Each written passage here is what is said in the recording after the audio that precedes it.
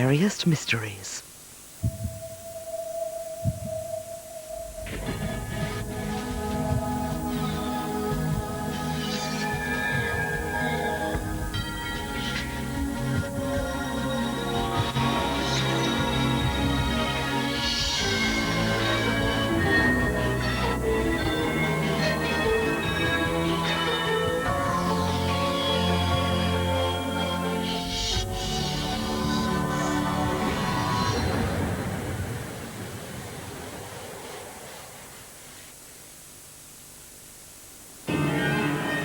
London, a city of concrete, steel and glass, but coiled around its cold artificial heart, nature herself has nurtured beasts and creatures which haunt our fact and folklore.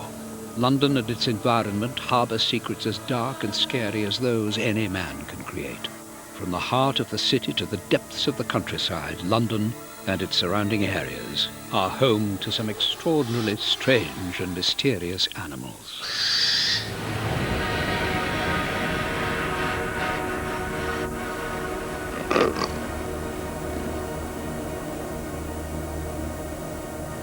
Surrey is one of the oldest counties in the UK and is brimming with myth and folklore. One story has been reported for the last 3 decades and before. Sightings of a mysterious animal have alarmed locals and aroused the interest of scientists. As more sightings are recorded, it seems probable that this particular rural myth is rapidly being realized as a rural reality. Jill Mussett is one of hundreds of witnesses who've seen an alien creature in Surrey. I'd just come back from swimming. I was standing in the kitchen looking really rather bedraggled, just making myself a drink, and I happened to look out across the field. It was a day in January. It was quite a nice sunny day actually, and the sun was just getting to that part of the field. I looked over to the oak tree and I saw what I thought was a dog. And as I watched, it turned round, so I got a full sort of sideways view to it, and I could see its tail. And I thought, that's definitely not a dog. So I shot upstairs to my bedroom and found a pair of binoculars that I got in a drawer there, and I actually trained them on this creature, and it certainly wasn't a dog, it was a large cat.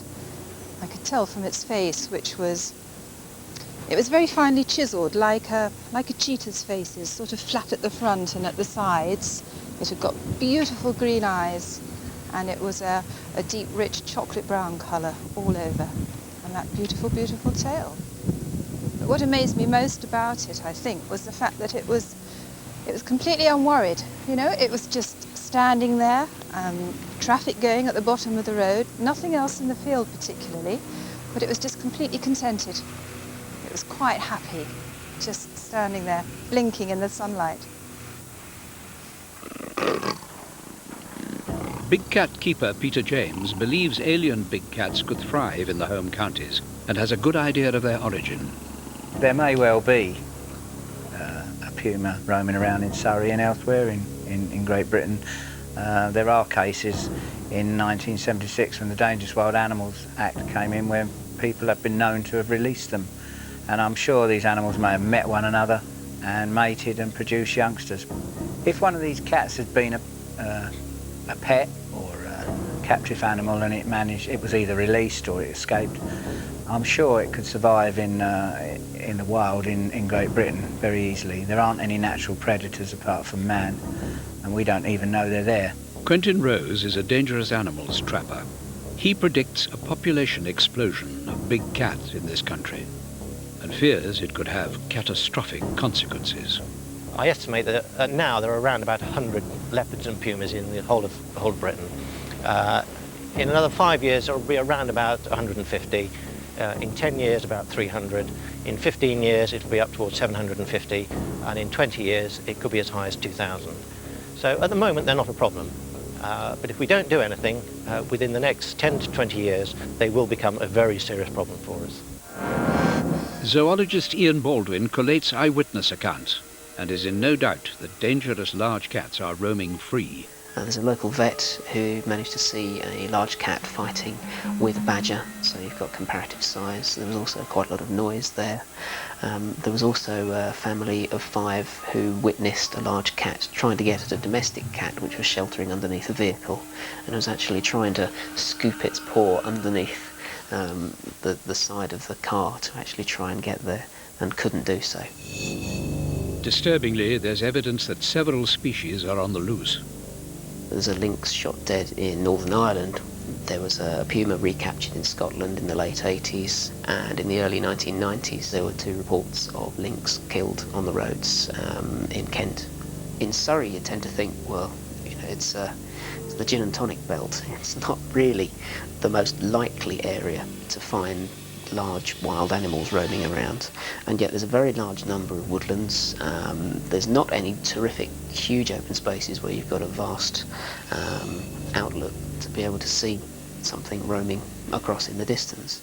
So there's lots of places to hide. There's lots of old sheds, lots of old derelict woodlands and rhododendrons and laurels and all sorts of things to hide in amongst, in tucked way out of the way. So it's quite feasible that they could be lurking around the area. Eyewitness accounts vary, and the Quelchers of Guildford are adamant they saw a very different big cat. Pure sandy coloured, there was no stripes or dots or anything. I never really believed it till I see this big cat in October. Yeah, it must have been at least 3 foot long without its tail. Yeah. And plus its tail was another 18 inches to 2 feet.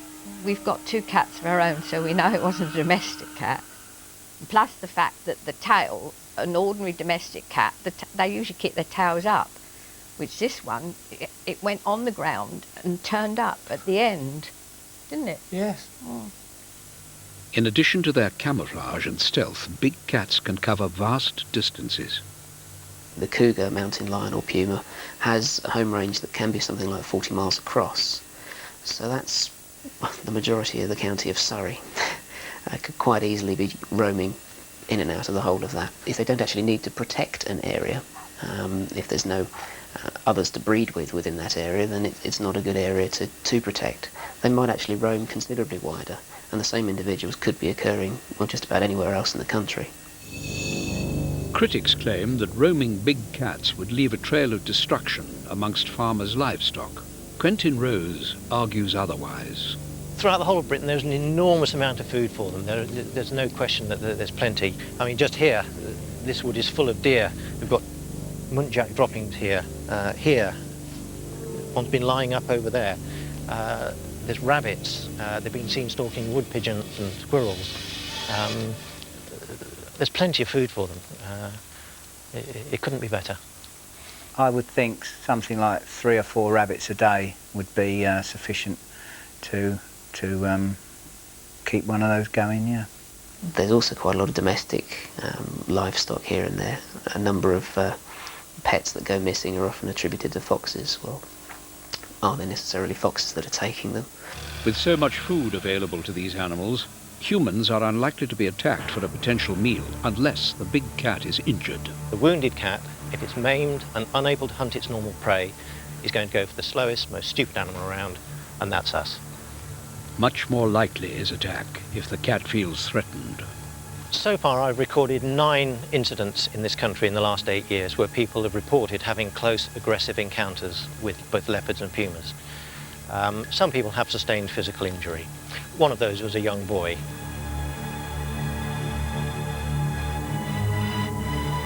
I was looking for my cat in the field, taking him home, and he suddenly ran away.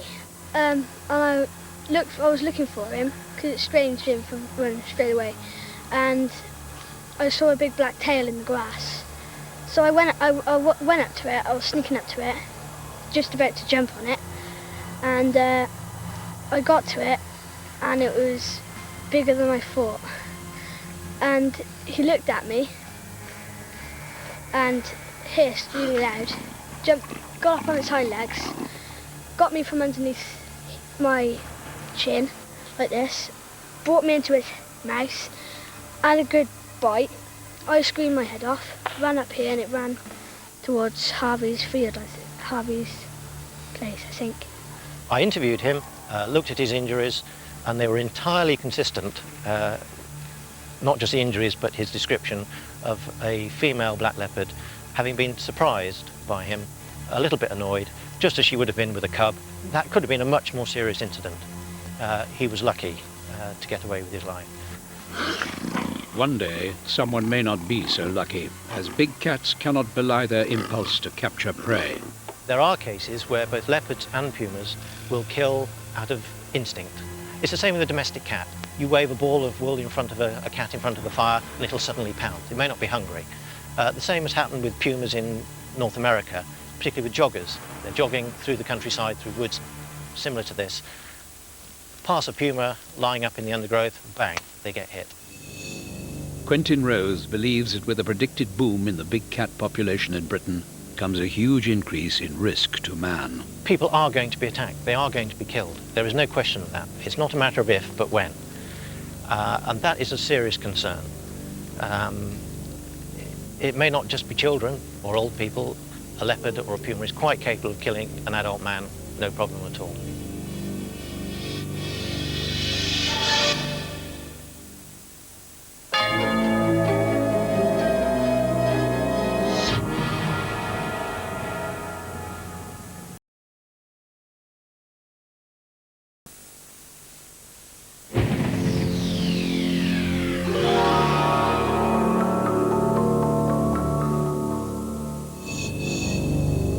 Big cats stalking the home counties are just part of a larger release of exotic creatures into the United Kingdom, making our cities, towns and countryside their home. Some creatures are as dangerous as they are surprising. Eagle Heights Birds of Prey Centre, deep in the heart of Kent, is home to a variety of exotic birds, wild animals and abandoned pets.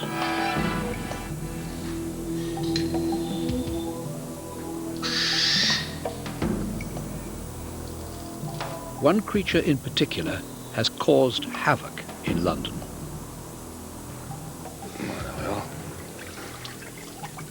Our friend from Greenwich Park.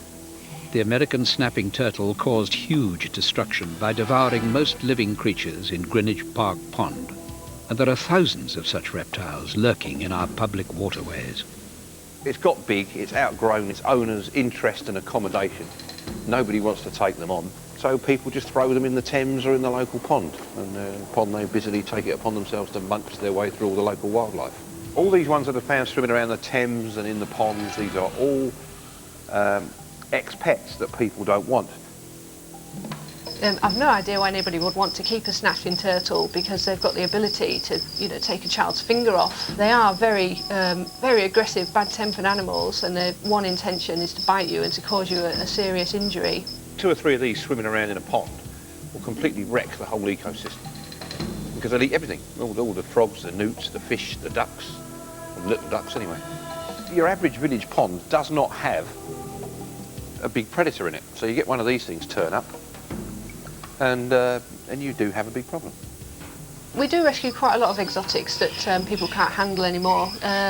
All in all, we probably pick up about 400 a year in London alone. About 50% of that would be snakes, mostly things like Burmese pythons, very large snakes.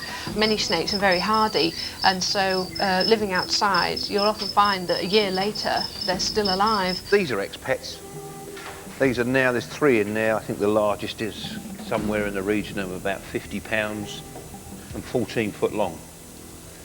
Now these can be potentially very dangerous. There was a child who was a 15-year-old kiddie in America about 12 months ago who had to have one of these living loose in his bedroom, and it got into his bed with him at night and it killed him.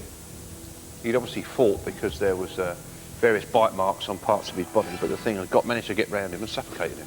The second biggest number would be exotic iguanas. We get a lot of those because they grow quite large and they can become aggressive as well. These are iguanas. These are the other things that people buy when they're 12 inches long that grow into 5-foot monsters. And we actually had one of these brought into us. It was about a 3-foot iguana that was found running up Brixton High Street. This is a bosque monitor from the savannas of Africa. Now this is another interesting chap. There was a chap, he's called Cyril because of the fellow who found him. Cyril was a gardener down at Joyce Green Hospital, and there he is busily strimming away. All of a sudden this thing launched itself out of the long grass at him, and he sort of dropped his strimmer in terror and ran away.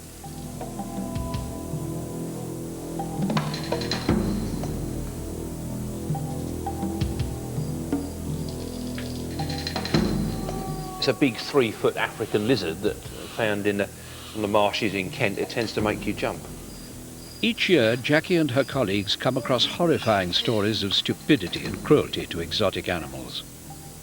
Last year we had an incident where an inspector went to a house and they found an alligator in somebody's bedroom in an area 10 foot square.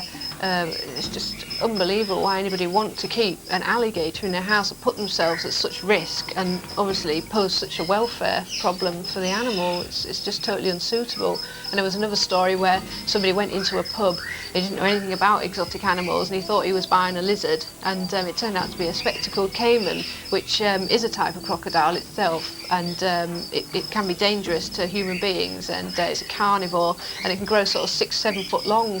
People do display very irresponsible attitudes sometimes, and it never surprises me what people do, the things that people release into the wild. People will, they'll just wash their hands of animals, any animals, and they'll expect somebody to come and pick up the pieces afterwards. I don't know how wild cats are getting into the wild, but it wouldn't surprise me if people were just putting them out.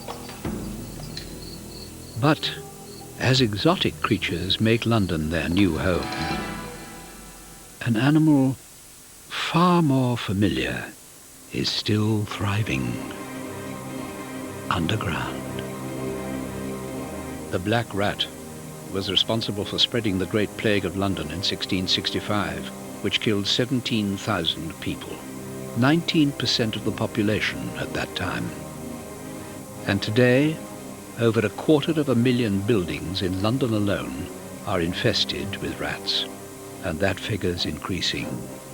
Stephen Battersby is a researcher at Surrey University and carries out investigations into the rat epidemic.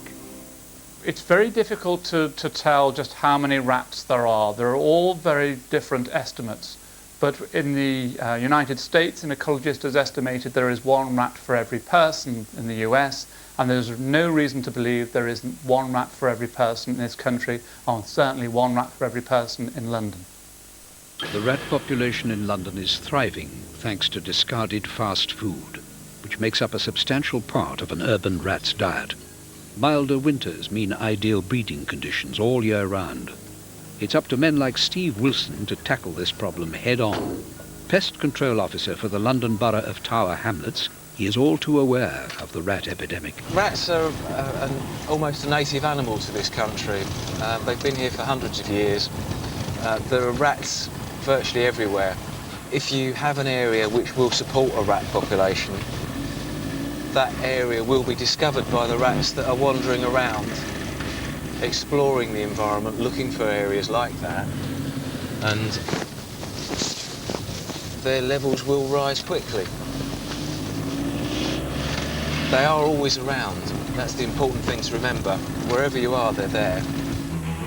So the old adage that you're never more than a few feet away from a rat may well be true, and that's a problem. Rats can chew through wood, cables, plastic, and mild steel. There are no barriers to protect from rats. And more alarmingly, a Conservative estimate blames rats for 12 deaths each year in the UK, although this figure may be much higher due to rat-induced illness being misdiagnosed. Make no mistake, these disease carriers can be deadly. Rats have been found to carry a much wider range of diseases than we've tended to think in the past. So many of them are rather like flu, that often they will be misdiagnosed. It is very difficult to say just how many people are ill as a direct consequence of rat infestations. And rat attacks are no urban myth, as Jane Morrison discovered.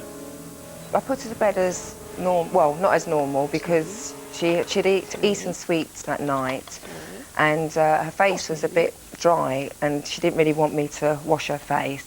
And when she woke up in the morning, her face was pouring with blood. I straight away took her to the doctors, The doctor was horrified, and she said, you know, what's happened? And I said, I don't know.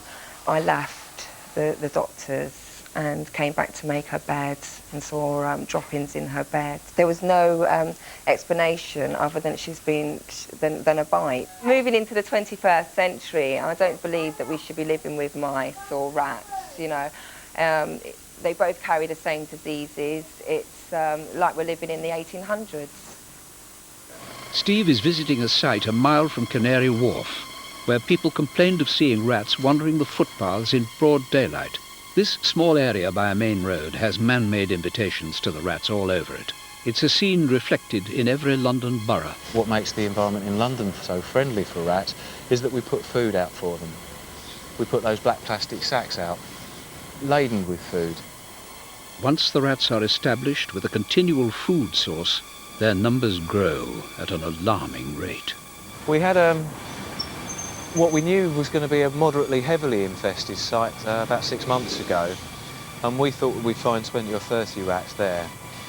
When we actually bulldozed that site, and we counted 120 rats coming out of an area about half the size of a tennis court. So you can imagine an area like this, the food supply isn't quite as good as it was in that particular case, but it's still fair. So we could be looking at 100, 200 rats. After 3 months of poisoning, the rats are still thriving. Steve has good reason to be concerned about this site. If we build up a population of rats here, then the risk is that they're going to go exploring. In fact, it's almost certain they're going to go exploring, and there's a school there. So we're going to end up leaving the kids exposed to whatever the rats are carrying. We prefer not to do that.